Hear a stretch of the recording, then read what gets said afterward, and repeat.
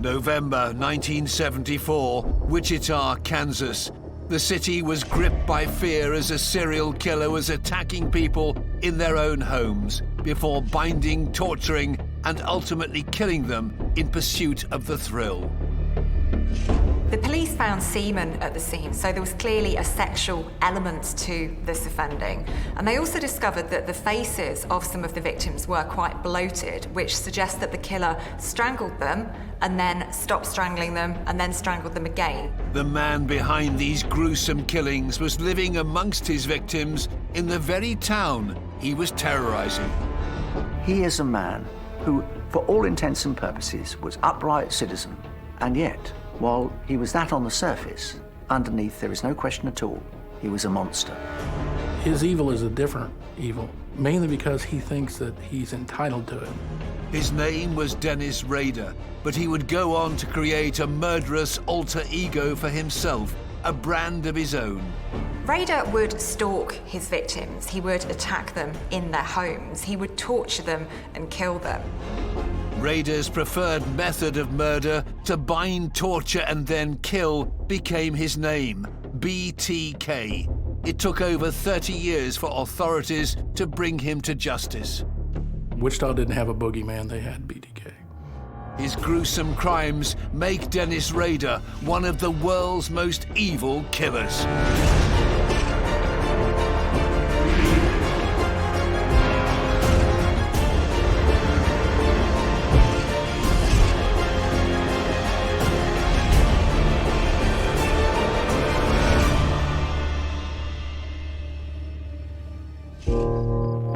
January 1974, Wichita, Kansas. One of the world's most notorious serial killers began a reign of terror that would last over 3 decades.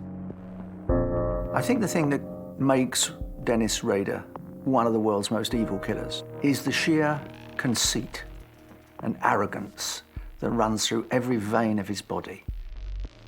The Otero family had just moved into the area where Dennis Rader lived. They became his first victims. He killed 2 children and their parents, leaving their other children to discover his crimes.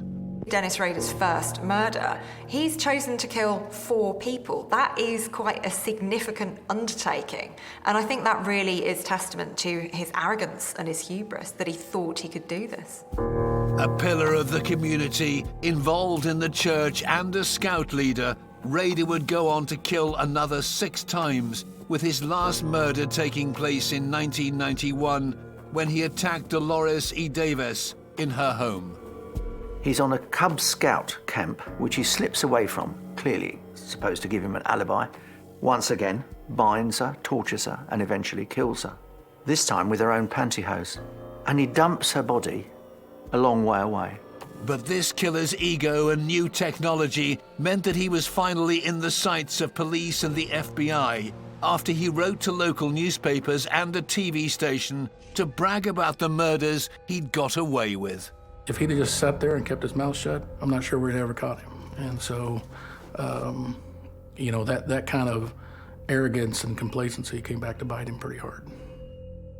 Rader liked to torture people, and that wasn't just his murder victims, it was the families of his murder victims. So when he has the opportunity to relive and to retell the stories of the horrendous acts that he's perpetrated, he really does seize on that. He enjoys revealing all of the explicit and the gory details. For the decades he remained uncaught, Wichita, the largest city in the Sunflower State of Kansas, lived in terror of the killer who'd named himself BTK, bind, torture, kill. With killers like Rader, there is always knock-on effects. And someone who is killing in such a way over a period of time is going to damage the community. There is going to be fear. There's going to be looking out of the curtains at the neighbours. It just breeds an appropriate paranoia amongst people. When's it going to happen next? Who's it going to be next?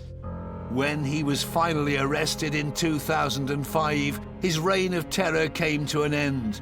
But even then, he revelled in the attention. Rader confessed he didn't deny having committed these murders, and actually I think he quite enjoyed having that notoriety. Finally, people knew who BTK was. This killer's story begins in 1945. He was born in Pittsburgh, Kansas on March the 9th, the eldest of 4 boys born to William and Dorothea Rader. Rader was born in 1945, and he was one of several children within a very traditional nuclear family. His father was strict, but not particularly abusive, and many children grew up in households like this. He was upright, he was a scout, he was on all sorts of programs for good children. He had the ability to blend in. He wasn't bullied, for example, as a lot of killers are. To his friends and family, he was a model child, but in private, Rader began to show his true colours. Rader claims that when he was a youngster, he abused animals, so he hung a cat and he hung a dog. We do see, in quite a few cases of serial killers, animal harm in the background. As he went into puberty, he described himself as looking at girly mags, developing a fascination with underwear, and then, significantly, and indeed deeply significant in his later crimes, was a fascination with bondage and sadomasochism. Having graduated from a local high school in Wichita, in 1965, Rader enrolled in Kansas Wesleyan College in Salina, 90 miles from home. However, he dropped out. In 1966, when Rader was 21, he joined the United States Air Force and remained in it for 4 years. He worked on systems. He was that kind of man. Systems are very much his kind of thing. He served abroad, sometimes in Europe. As far as we know, not a particularly distinguished career, but not a bad one. He returns to Wichita, Kansas, and marries a girl he was at school with. Rader marries and has 2 children, and from the outside they do very much look like the respectable cereal box family, just like any other regular American family. In 1974, Rader suddenly and inexplicably changed from the respected ex-forces gentleman to a brutal evil killer. There has to be something that set him off, because that first explosion of violence was so shocking, so dramatic, so utterly horrifying that you couldn't possibly have imagined it was like going from 0 to 60 in 2 seconds. A new family to the neighborhood became his first victims. The Otero family had recently moved to Wichita because they wanted a new start. This was the beginning of a new chapter in their lives. But unfortunately, this was to be very short-lived, because one day the teenage children arrive home to the most horrendous scene. On January the 15th, 1974, Wichita police were called to the scene. Detective Tim Ralph was one of the task force investigators on the BTK case in later years. At the Otero house, they were actually called by the children. The 3 older children had come home, and they had found their mother and father. They called, and the first responders, or the first people that arrived at that time, they went to the bedroom, they found the father and the mother. The scene they discovered was horrendous. Dennis Rader had broken into the family home and murdered everyone in the house in a way that would become his trademark. He ties up husband and wife with a Venetian blind cord, suffocates them. The older children didn't want their younger siblings to come home and find this because they thought they were at school. And so the officers went to their elementary schools in the area and found that both of the younger siblings had not made it to school that day. When officers searched the house, it soon became clear that the parents weren't the only victims. 9-year-old Joseph and his sister Josephine, 11, were both found murdered. Their 11-year-old daughter is found hanging in the basement, whether he killed her by hanging her or strangled her and then strung up the body. We have a situation where he's created elaborate knotwork and hung the body up. It's almost like some sort of macabre art display. Rader appeared to have fixated on the younger daughter, Josephine, because he seems to have spent the most time with her body. She was the prize, and the others were just obstacles that he had to get out of the way. He kills the boy, ties him up, leaves on the floor of his bedroom, again suffocated. Rader had killed 4 members of the Otero family: 38-year-old Joseph, 33-year-old Julie, 9-year-old Joseph Jr., and 11-year-old Josephine. The Otero case provided an overall mindset of this person, that he certainly was into some kind of binding fantasy. The way Rader had killed the family showed the beginnings of what would become his modus operandi. The police found semen at the scene, so there was clearly a sexual element to this offending.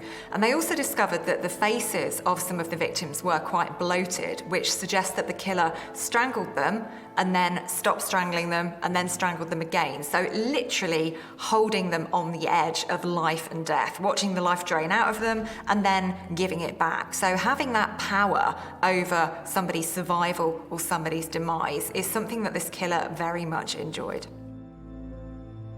This was not, sadly, the act of a madman. It was the first of a series of killings in Wichita that would come to terrify the town.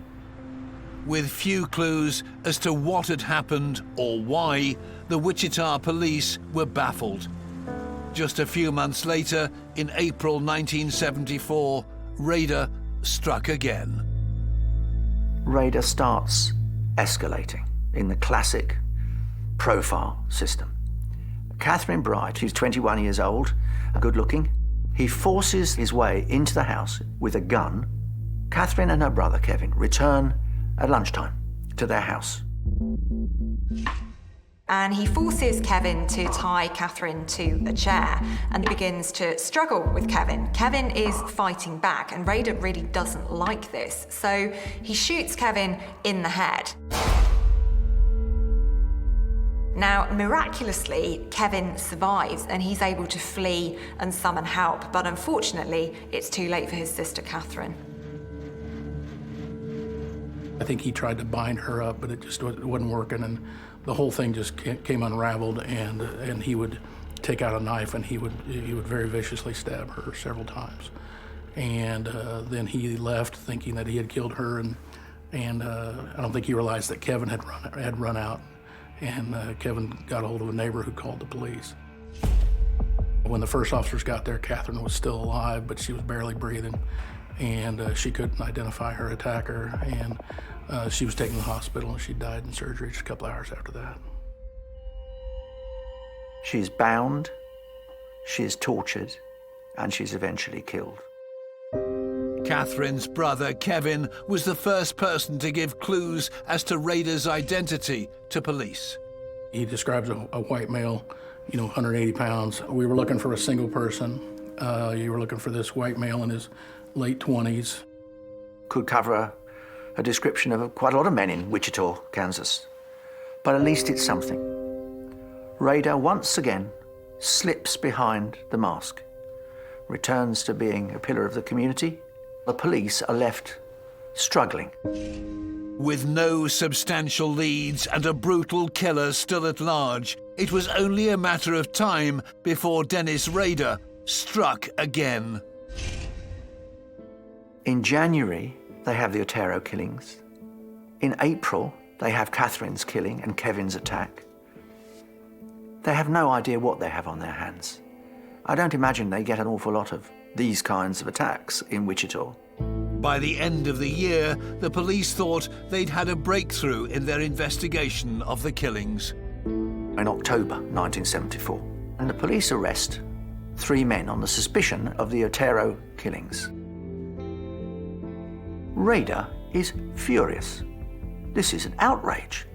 Those were my killings. Nobody else. It's not absolutely not acceptable. You can almost hear him saying it to himself. This is not right. Incensed that his murders were being attributed to someone else, Rader wrote a letter to the local newspaper, the Wichita Eagle, and hid it inside a textbook at the Wichita Public Library.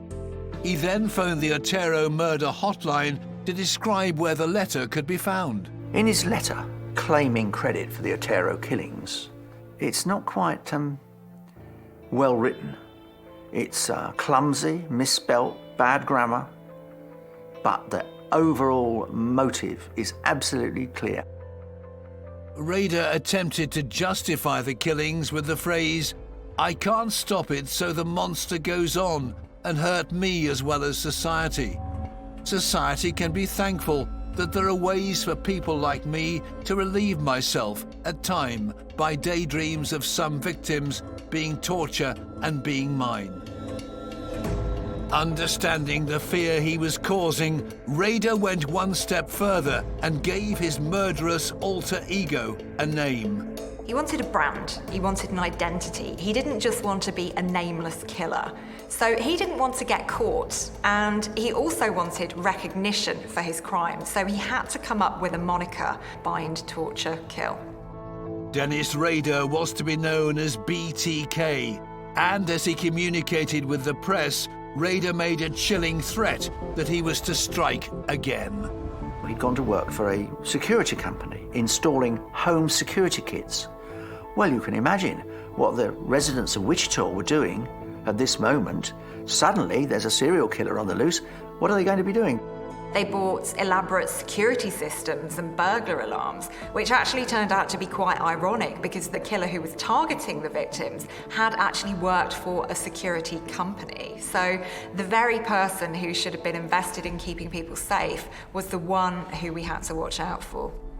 It would, however, be nearly 3 years before Rader killed again. In 1977, Rader murders Shirley Vayan. Now, she's a 26-year-old mother of 3. Rader follows home Shirley's 5-year-old son. Once again, he forces his way into her house. He locks the children in the bathroom and he proceeds to torture and kill Shirley.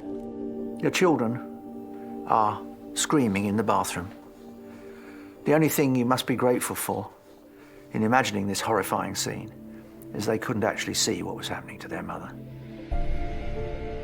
Once again, Rader used strangulation to claim his victim. It was becoming increasingly clear that Rader had an obsession with tying ropes as part of his murderous action. This is so far outside normal experience. The body seems to be almost secondary to displaying his skill at tying knots. Yet again, Rader disappears the scene as if a ghost. There's no clear forensic evidence. It's a random killing. Later that year, on December the 8th, 1977, with the police still having no clue about his identity, Rader would strike again. After the murder of Shirley Vayan, Rader kills Nancy Fox. She's a 25-year-old secretary, and he'd likely stalked her for some time. He's getting better at his offending at this point in time. He's looking at the house. He cuts the phone lines outside. He waits for her inside the house. He waits until she gets home. She is, if you like, the archetypal BTK victim. He broke into her house, completely invading her privacy. He tied her up, he strangled her with a belt, he masturbated at the scene. But that wasn't all. He actually called the police. So there is a tape of Dennis Rader's voice. So they have the voice of the offender. Yes, you will find a homicide South Pershing, Nancy Fox. I'm sorry, sir, I can't understand you. What is the address? South Pershing. That is correct. This is Rader celebrating once again his own power. Here he is, swaggering. There can be no other word for it. That he knows something that nobody else knows, and he's taken another life. Within 4 years, Rader had murdered 7 people, and yet the police had nothing to go on bar odd clues and a crackly voice recording. He had continued to evade capture and baffle the police, but he wanted more. Rader sees all of the attention that serial killers like Ted Bundy are getting, and I think he wants a slice of that action. But he wants to be more than Ted Bundy, more than the other serial killers. And I think that's very much what drives his offending and the form that that takes. A month after Nancy's death, Rader sends a note to the local television station in which he explains that he can close her eyes so that she can pass away. I mean, it's an act of the most extraordinary vanity. And again refers in the note to the television station to, "I'll be doing it again." Those 7 murders back in 1978 became directly attributed to BTK, and he had made several communications. He'd sent them through the local paper at the time, so those 7 were always attributed to him. Local police detective Randy Stone noticed that Rader was enjoying the attention that he was getting. He liked watching himself on TV, so communicating with the news media was part of his way of achieving the notoriety and being publicized and everything. And he enjoyed watching himself on TV, and he favored the news media that had the best signal reception on his television. I think one of the things that sustains Rader's appetite for publicity is that he knows full well that he's not just terrifying individual victims, he's terrifying the whole town. They are in absolute fear. The sales of his security systems are going up rapidly. It's quite clear that there is a serial killer at work. It's quite clear that all the victims are in Wichita, which is not a huge town. And it's quite clear the police have no suspects. The community were particularly terrified by these murders because the police had to tell the community that there was a serial killer on the loose. They had to do this in order for people to take steps to keep themselves and their loved ones safe. The quiet and the peacefulness of 1970s suburbia really has been completely shaken by these murders. After scores of officers investigating and thousands of man-hours, the police realized they had nothing to stop this killer. But then BTK seemed to have stopped himself. Years went by without any further sign from him. The case went cold. Could Dennis Rader have got away with it? He disappears again, and indeed pretty much disappears completely. 2 years pass, 3. Rader goes dormant for a period of time. Whether there are murders that aren't linked to him or not is a matter of speculation. As the years went by without another attack from BTK, Wichita police called in the FBI. The local police form a task force, which ironically they nickname Ghostbusters, to try and find whoever the killer is. They are singularly unsuccessful. They do not get anywhere near Rader. The Ghostbusters team would keep investigating BTK for the next 3 years. There was a theory that he was either in jail or dead or had left the area.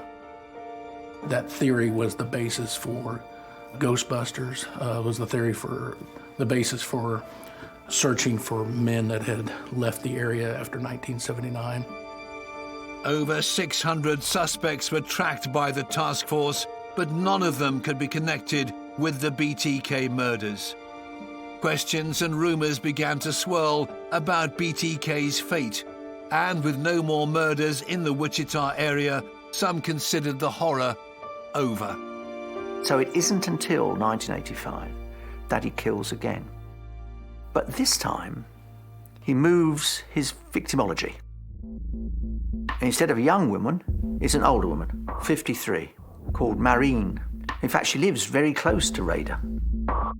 Okay, he hasn't actually killed anybody for years. Can you imagine what must be building up inside that tortured mind? With Marine Hedge, Rader is changing his modus operandi.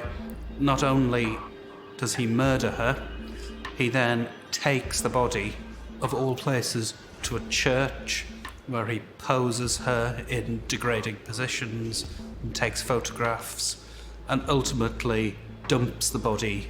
This is the use of a human being as an object, as a plaything. BTK was back, still evading capture and growing in brazen confidence. Rader dumps Nancy's body about 7 miles away in a ditch. Clearly takes some trophies, as is wont, and shows no regard for his victim whatever. That case was not initially connected to BTK, mainly because it was a completely different part of town. It was a few miles outside of Wichita, and now it's, almost bordering Wichita, but at that time in a little city called Park City. A year later, on the 16th of September 1986, Rader murdered 28-year-old Vicky Wegerle while she was at home with her 2-year-old son. Rader spots a attractive 28-year-old mother called Vicky walking towards her house. We're not exactly sure how Rader got access to her, but what we do know is he did exactly what he's done before. Her husband is driving home for lunch. Their 2-year-old son is left in the house with the body of his dead mother. Her husband discovers the 2-year-old sitting on the floor on his own and goes into another room to discover his wife's body. This time, BTK was not a suspect. Police initially believed this was a domestic homicide, and Vicky's husband was questioned. Judge Kevin O'Connor, who was Deputy District Attorney at the time, recalls the case. Mr. Wegerle, her husband, was always considered to be a suspect. So at the time I became involved was when the DNA could be replicated, and so they had the ability to replicate the DNA so you would have enough to be able to test it without using up your full sample. By the late 80s, police were beginning to have new technology to work with, and homicide cases like this were the first places it was being used. We started to learn about things like DNA, and there was so much more, even video, and the computers came along, and the ability to track people through all those different mediums became something that we had to kind of look back and see if we could use some of that new technology for some of the old evidence. The DNA from the scene soon proved the husband was innocent, and the Wegerle murder went unsolved. BTK had got away with murder again. Rader disappears. No contact with the police, no contact with the local television station or the local newspapers. He sinks back into the facade that he's been presenting for so very long of being an upright citizen, married father of 2. Indeed, he doesn't kill again for 5 years. Rader's final known murder occurred on the 19th of January 1991. The victim, 62-year-old Dolores E. Davis. Dolores doesn't entirely fit the picture with what he's been doing before. She's older, quite a lot older. He's on a Cub Scout camp, which he slips away from, clearly supposed to give him an alibi. Once again, binds her, tortures her, and eventually kills her. This time with her own pantyhose. And he dumps her body a long way away. So the police find it difficult to fit a pattern here. This lady, Dolores, is again naked, dumped, but it's not anywhere near the house. The scenes were different. He removed them from the house. He had to kind of move his victim. His ideal victim had to move to where he could control them more, and that meant a little bit more mature victim. Police still had nothing that could help them identify the killer. This time, Rader returns to the body and takes Polaroid pictures of the victim, all while wearing a feminine mask. Yet again, the police are confused. Rader disappears again off the radar. BTK had now murdered 10 people. He continued to roam the streets of Wichita, a free man for over a decade. But then in 2004, the 30th anniversary of his first murders ignites his ego once again. A local is going to write a book called Nightmare in Wichita. If ever there was anything that was going to provoke Rader's vanity, it was going to be that somebody else was going to tell his story. No, if anyone's going to tell my story, it's going to be me. Wichita, Kansas, 2004. The residents of this heartland U.S. town knew Dennis Rader as a church-going family man. But for decades, he was getting away with murder, binding, torturing, and killing his victims to build his own sick alter ego, BTK. It had been 30 years since his first murders.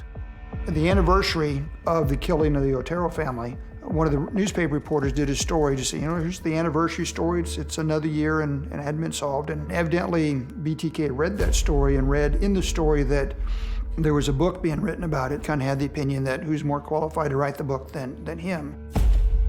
At this point, Rader resumes writing to the media. He wants to be back in the spotlight. He wants to be in control of the story. It's very, very important to him that he has credit for these crimes that he committed. He doesn't want anybody else taking away from that.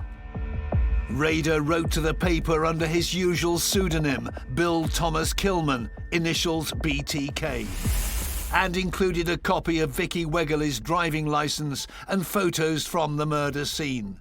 This was the start of a trail of clues connecting Rader to all of his victims. First of all, he leaves little items that he's taken from the scenes in unlikely places. He starts taunting the police, literally, saying, well, of course, you think you may know, but actually I know, and what's more, I can prove it. Here's some examples. BTK had returned to tease the police, and they knew that this time they had to catch him. One of his communications allowed investigators to make a breakthrough. He had left a cereal box at Home Depot here in Wichita. He thought it was funny that to use cereal boxes because he's a serial killer. Law enforcement went out to Home Depot and started doing some interviews. And one of the employees there said, yeah, he found something in the bed of his pickup truck, but he threw it out.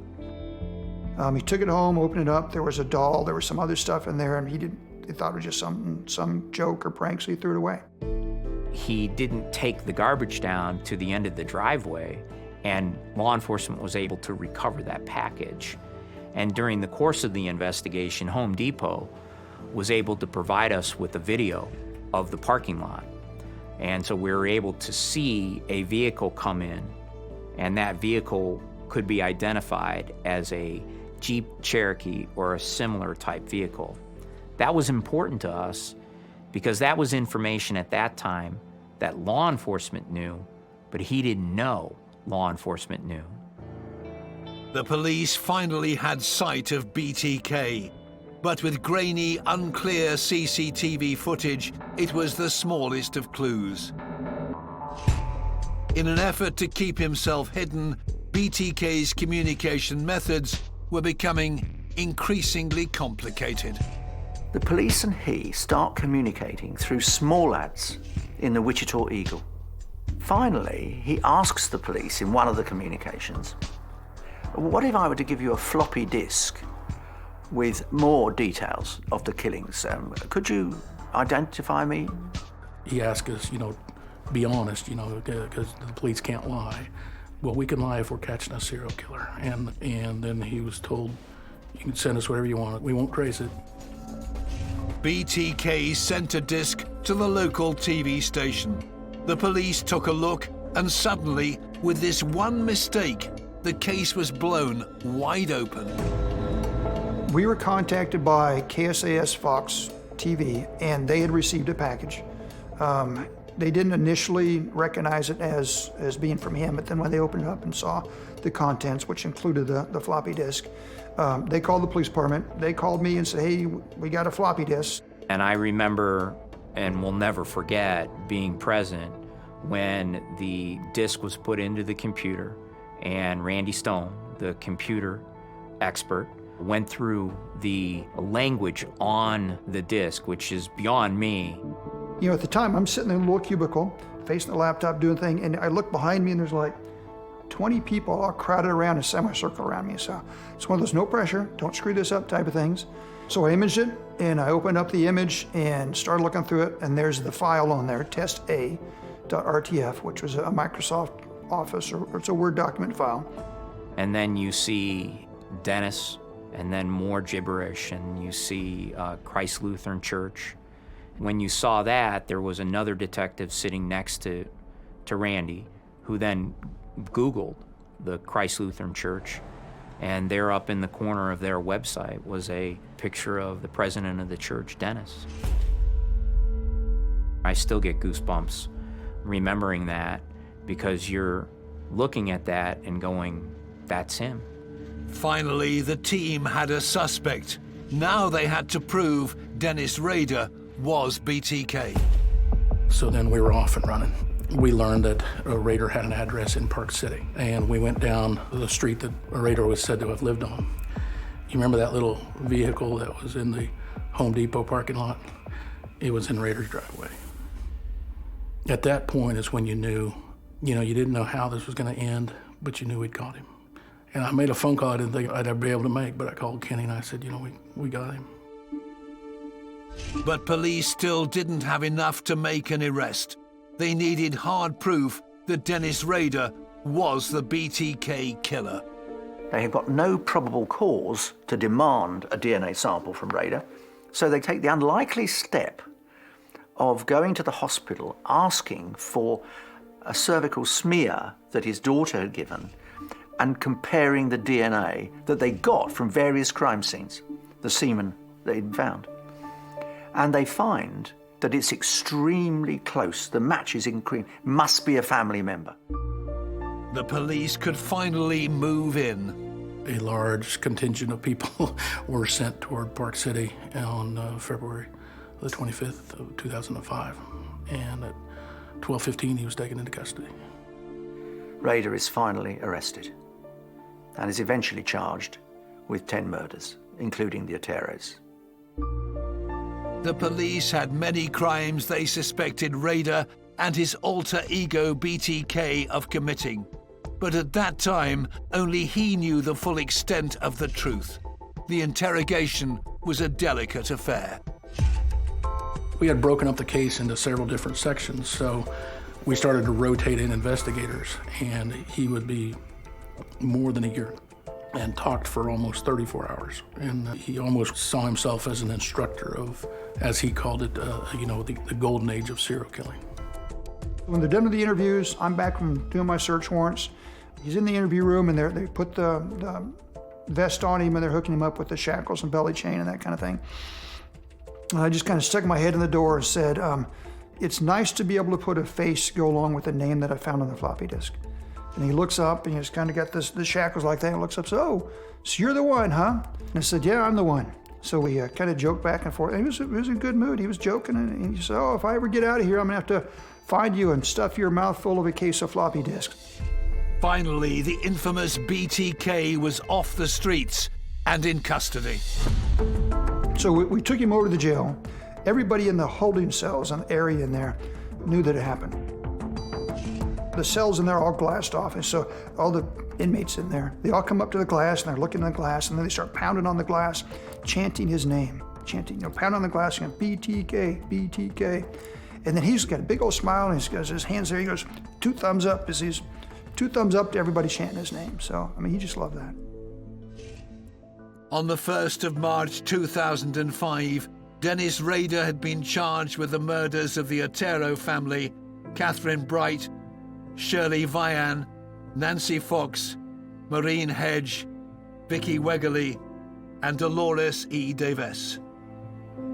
When he first is charged and formally brought before a judge, he refuses to say anything, to plead.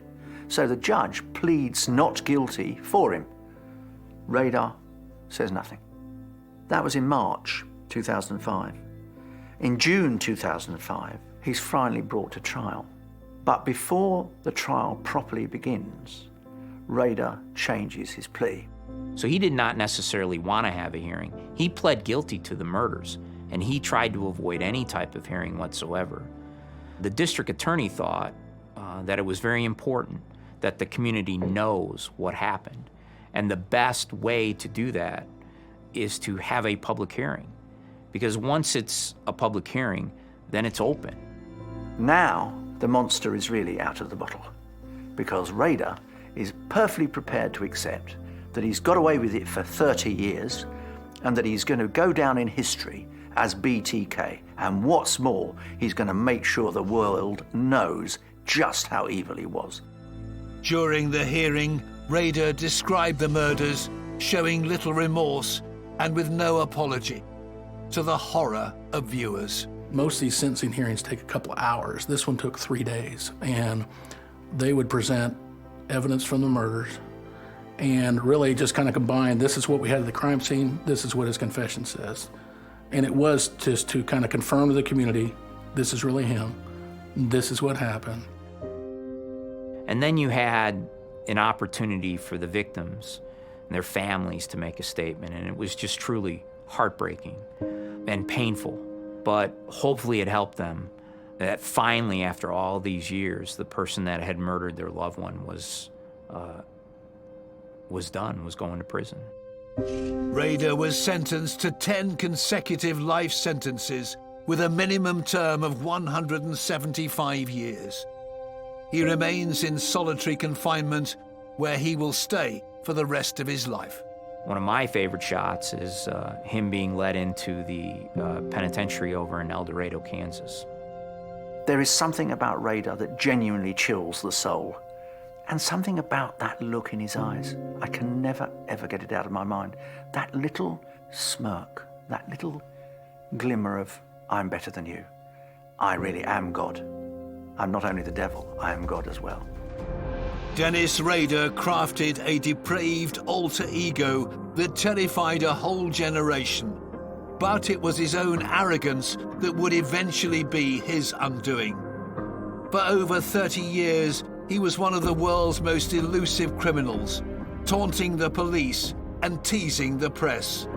He brutally murdered 10 people, including 2 children, by binding, torturing, and killing them, all to fit his sick brand, BTK, and make him one of the world's most evil killers.